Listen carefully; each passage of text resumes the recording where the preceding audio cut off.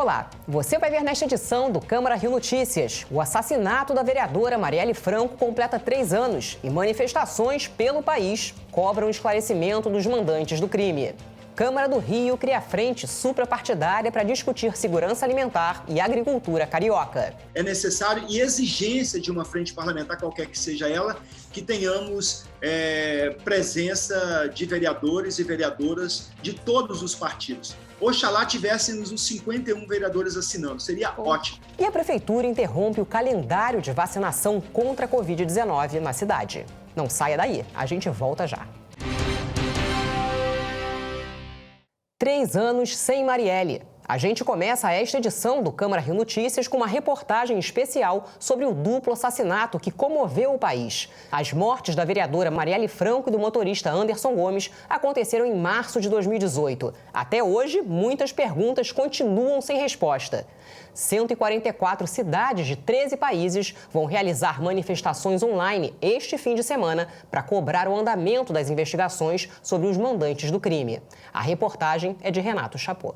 Marielle Franco foi eleita para a legislatura de 2017 a 2020 com 46.502 votos. Foi a quinta mais votada para a Câmara Municipal do Rio em 2016. O objetivo é trazer a votação expressiva que a gente teve, a segunda mulher mais votada, e ter esse lugar que hoje muito se fala, em 2017, século XXI, da representatividade das mulheres, para essa Casa Legislativa, dando continuidade a um trabalho já anteriormente feito, mas com um foco num debate que seja das mulheres negras e das mulheres da favela, como eu me reivindico. Eu tive a honra e o privilégio de conviver com ela aqui. Logo no início, eu tinha um projeto que eu estava dando entrada, ela também era um projeto que ela tinha muito interesse, que era a questão do mototáxi.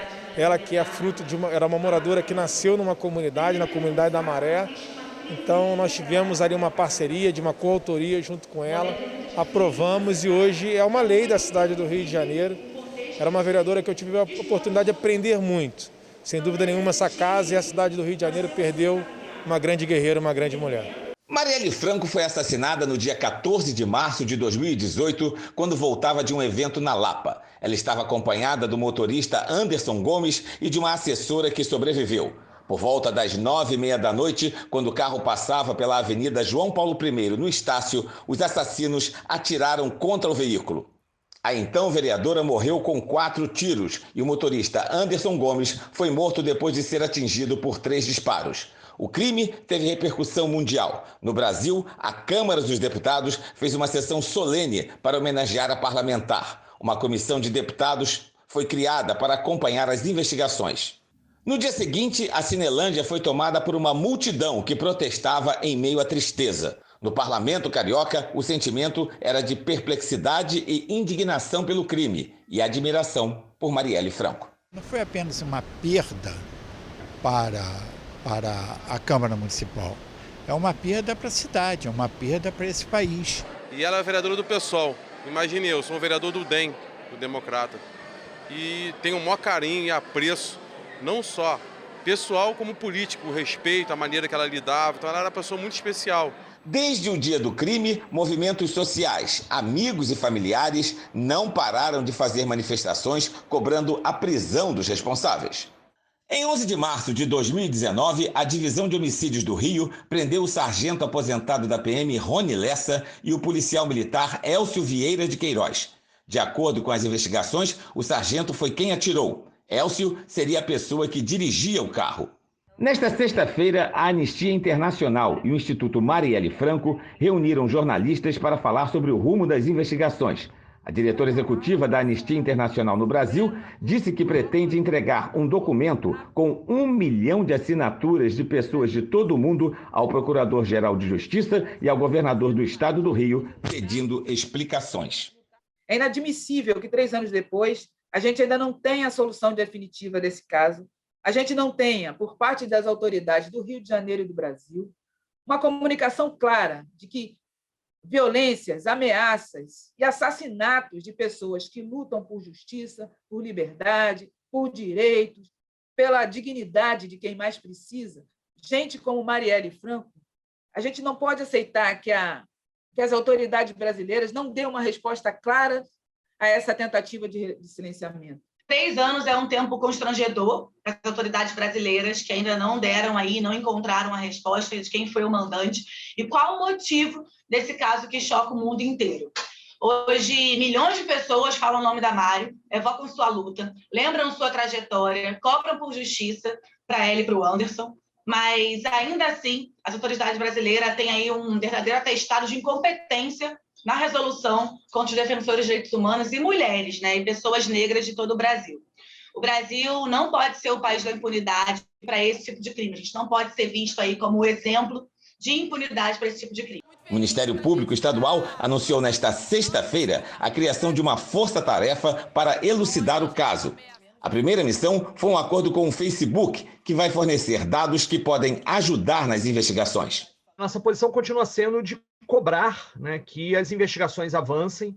A gente acha um absurdo, esse é um crime contra a democracia brasileira, não é um crime apenas que precisa ser solucionado por causa dos amigos, dos familiares, dos companheiros de partido de Marielle. A sociedade brasileira precisa exigir uma solução para esse crime. É um crime político, um assassinato político encomendado, e, portanto, saber os mandantes do crime é essencial para que a gente possa responsabilizar não só responsabilizar esses mandantes, mas também evitar que esse tipo de coisa vire normalidade na história política brasileira.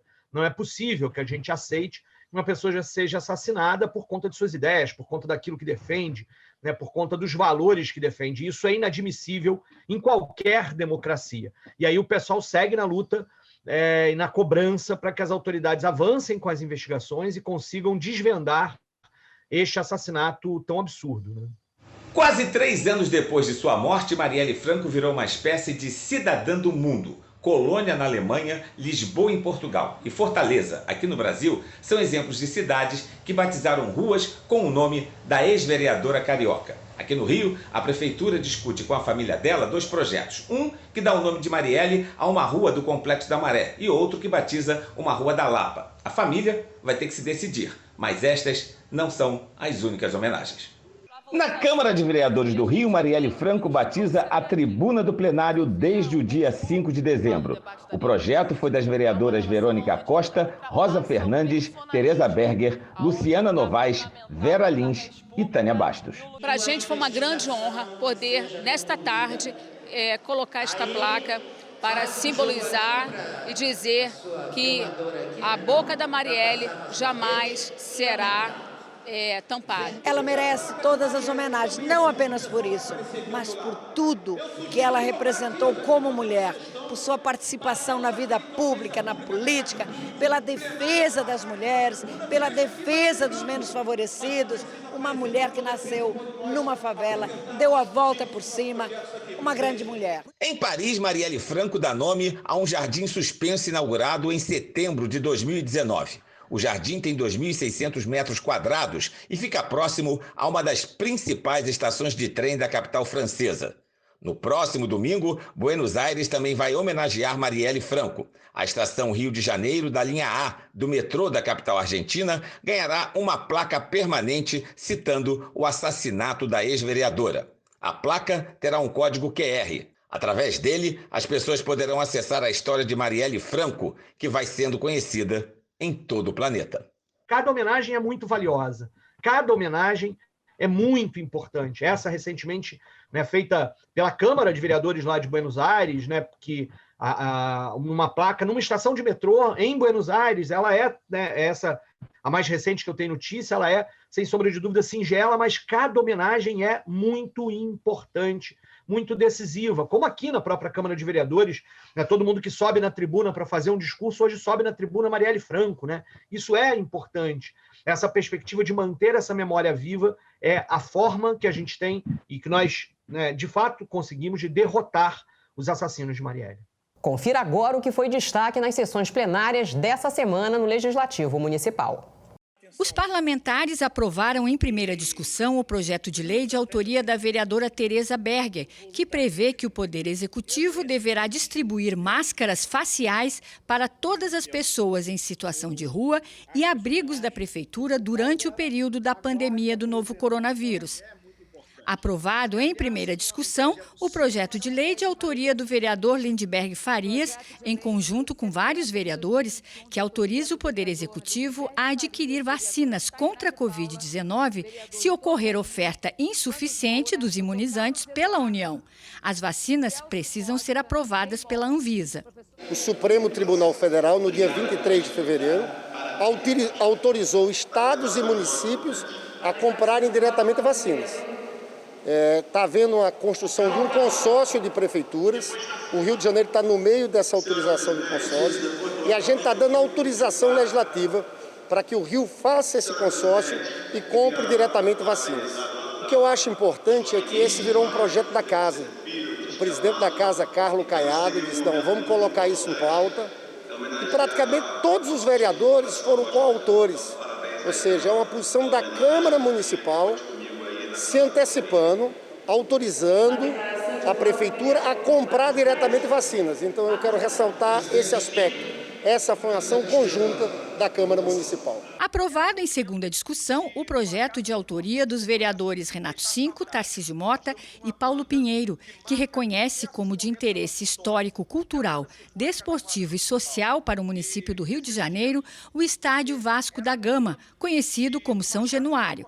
Vários vereadores se manifestaram sobre o projeto. Não se trata exatamente de uma questão clubista, mas se trata do reconhecimento de São Januário e a sua história para a cidade do Rio de Janeiro. Mas é claro que, como bom vascaíno, eu também vou declarar que é um orgulho para mim que a cidade reconheça a importância histórica e esportiva do estádio de São Januário. Eu prometo que não falarei do tombamento do Vasco da Gama para a segunda divisão no futebol, mas da grandeza do estádio de São Januário, construído pelos comerciantes e operários daquela região, na colina histórica, palco de manifestações na era Vargas, de grandes comícios populares no 1º de maio, com anúncio, inclusive, da criação do salário mínimo. Enfim, o estádio de São Januário ele é um monumento histórico, cultural e esportivo da cidade do Rio de Janeiro, e esse projeto se adequa perfeitamente à grandeza, inclusive do Clube de Regatas Vasco da Gama. Durante a sessão, os vereadores aprovaram em segunda discussão o projeto de lei que inclui no calendário oficial da cidade o Dia de Combate à Violência contra a Mulher. O projeto de lei de autoria dos vereadores Tiago Carribeiro e Verônica Costa, que institui o Dia de Combate à Violência contra a Mulher, a ser comemorado anualmente em 25 de novembro, também teve o apoio de outras vereadoras da Câmara que falaram sobre a importância do projeto. A cada 2 minutos, 5 mulheres na cidade do Rio de Janeiro são espancadas. Presidente, a cada 11 minutos, uma mulher é estuprada na cidade do Rio de Janeiro. E eu fico muito contente de ver matérias como essa, colocadas aqui pela vereadora Verônica Costa, pelo vereador Tiago Carribeiro, que reforça a preocupação dessa casa com a vida das mulheres. O presidente da Câmara, vereador Carlos Caiado, homenageou as vereadoras pela semana de comemoração ao Dia Internacional da Mulher, fazendo a entrega de orquídeas. A nossa mesa diretora tem 2 grandes mulheres, né? A vereadora Tânia Bastos, que preside até a sessão no dia de hoje, e a vereadora Tainá, fazem parte da mesa diretora. Nós temos outras vereadoras aqui também, que são mulheres guerreiras, mulheres que têm a sua representatividade, que fazem um trabalho excelente na Câmara Municipal. Então a presidência ia entregar umas flores simbolizando, né, o dia muito significante para o mundo, para o Brasil, enfim. E essas mulheres que representam o nosso Rio de Janeiro, um significado muito importante, uma honra para mim como presidente poder ter sido condutor pela mesa diretora, simbolizar essas mulheres guerreiras, é o símbolo de todas as mulheres da nossa cidade. Foi uma surpresa agradável. O nosso presidente, carinhosamente, Carlos Caiado, ofereceu essa linda orquídea, né, para todas as vereadoras aqui desta casa. Que bom, hoje nós temos um número bem razoável, né, diante da outra legislatura. E eu quero, assim, apenas agradecê-lo e dizer que o trabalho da mulher aqui nesta casa tem sido incansável nas lutas como com relação à violência doméstica, né, aos direitos da saúde, da assistência, enfim. Isso para a gente é um carinho, uma expressão de carinho maravilhosa. Aprovado em segunda discussão, o projeto de lei da vereadora Tereza Berger, que obriga a redução do déficit de oferta de vagas em creches e na educação infantil de modo progressivo, para garantir o direito de acesso universal a todas as crianças à rede pública de ensino. Todos nós sabemos do inúmero déficit de vagas que existem nas creches do município do Rio de Janeiro. Então, o meu projeto ele visa, acima de tudo, aumentar o número de vagas nessas creches, porque todos nós sabemos que a matrícula em creche é um direito fundamental assegurado pela nossa Constituição Federal. 100% de acordo com o que a vereadora Tereza pontuou aqui, queria parabenizá-la pelo projeto. Eu, inclusive, já fui também na Secretaria Municipal de Educação falar especificamente sobre as vagas em creche,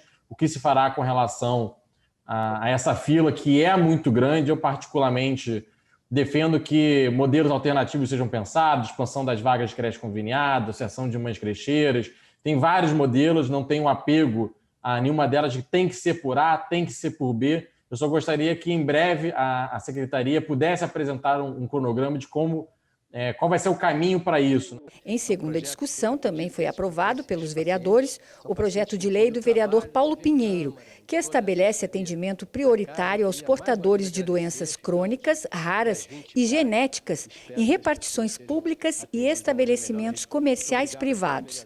É um projeto feito a pedido desses pacientes. São pacientes que encontram muita dificuldade, que não podem permanecer em filas, etc., devido aos seus quadros graves, com doenças raras, doenças crônicas e doenças genéticas. Muitas vezes pessoas que não têm como se locomover e, quando vão ao local, vão com muita dificuldade, precisam ter esse atendimento. Durante a sessão, os vereadores também aprovaram em primeira discussão o projeto de lei de autoria do vereador César Maia. O projeto de lei tomba por interesse histórico, urbanístico e cultural o imóvel do Centro Coreográfico, situado na Tijuca. Quero reforçar aqui a importância dessa iniciativa e falar que o Centro Coreográfico de Dança aqui do Rio de Janeiro sofre um desmonte, vereador César Maia.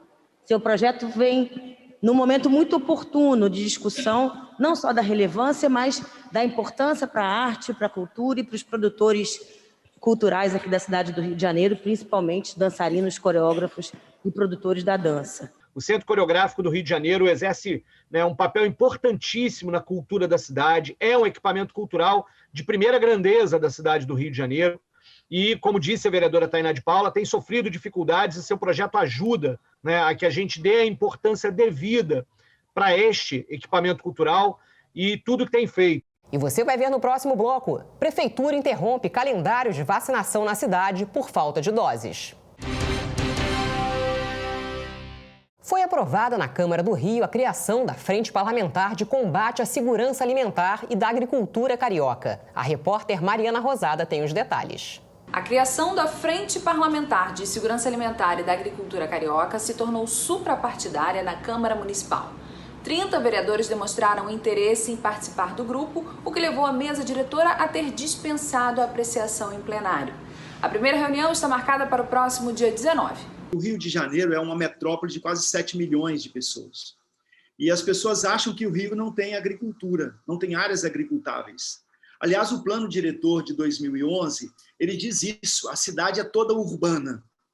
E não é verdade, aliás, isso é uma baita mentira do plano diretor, que eu ajudei a votar, mas que nesse quesito lutei muito para garantir que tivesse áreas agricultáveis sendo compreendidas como importantes para a cidade. Quando a gente apresenta uma frente parlamentar de segurança alimentar e agricultura urbana, é porque nós compreendemos que há um tripé hoje para nós vencermos as dificuldades dos tempos modernos.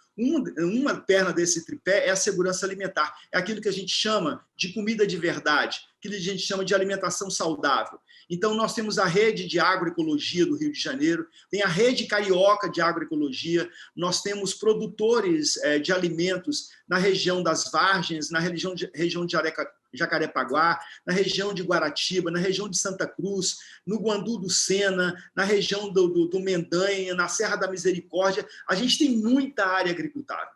E tem um coletivo, Mariana, maravilhoso, um pessoal assim, muito compreendedor da importância desse tema, que é o pessoal ligado às redes de agroecologia, de agricultura urbana, que tocam esse tema. Então, isso não é nenhuma novidade, né? A segurança alimentar, a SAN, né? Segurança alimentar e nutricional, é uma realidade no Brasil e na cidade do Rio de Janeiro e no Estado, embora muito combatida pelo atual governo federal, mas nós aqui no Rio de Janeiro fizemos a proposição dessa frente para discutirmos isso. Sendo suprapartidária, o senhor acha que a frente parlamentar ela ganha força?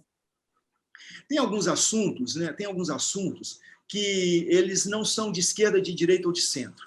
Tem alguns temas que eles são temas da construção política, e todo mundo quer discuti-lo. O tema da segurança alimentar e da agroecologia é um tema que todo mundo discute. Então, a frente tem mesmo que ser suprapartidária. Na verdade, aquilo que é importante, né, numa frente, não importante, é necessário e exigência de uma frente parlamentar, qualquer que seja ela, que tenhamos presença de vereadores e vereadoras de todos os partidos. Oxalá tivéssemos os 51 vereadores assinando, seria ótimo, porque é um tema muito importante e necessário para a cidade.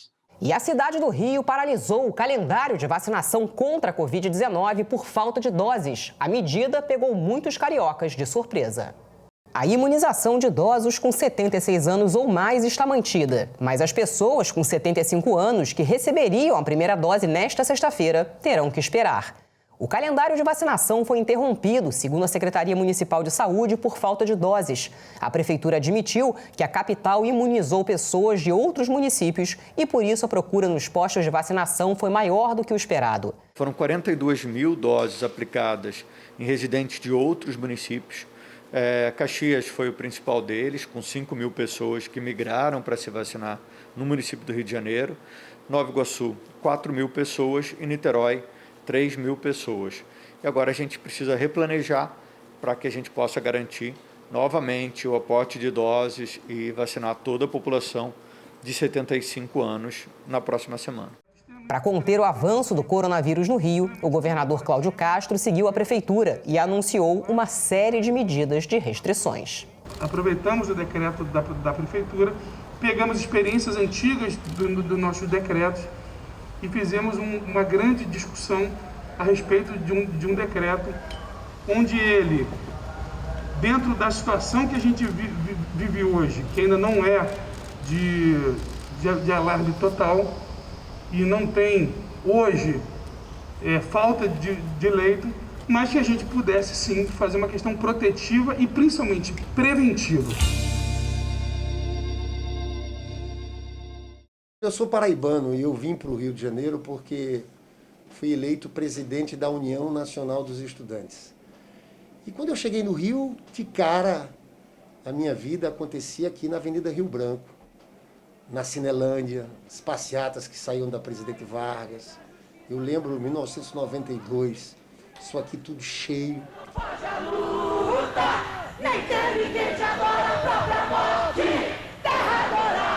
De lá para cá, talvez esse seja o espaço mais importante do Rio de Janeiro para mim, porque foram tantas lutas, tantas passeatas, tantas mobilizações, tantos momentos marcantes. Lembro de eu, presidente da UNE, com o governador Leonel Brizola nessa Cinelândia. E para mim é um prazer estar aqui como vereador, trabalhando na Câmara Municipal, nesse espaço. Eu lembro daquele movimento do impeachment, do Colo 92, um comício organizado por Brizola, que eu era o presidente da UNE. Então, eu não consigo ver um espaço no Rio de Janeiro que tenha tanto a minha cara, a minha história, a minha vida, do que a Avenida Rio Branco e a Cinelândia. A cidade do Rio de Janeiro é uma cidade muito especial. Eu tenho excelentes lembranças da cidade do Rio de Janeiro. E uma delas, em especial, é com relação ao aterro, o aterro do Flamengo.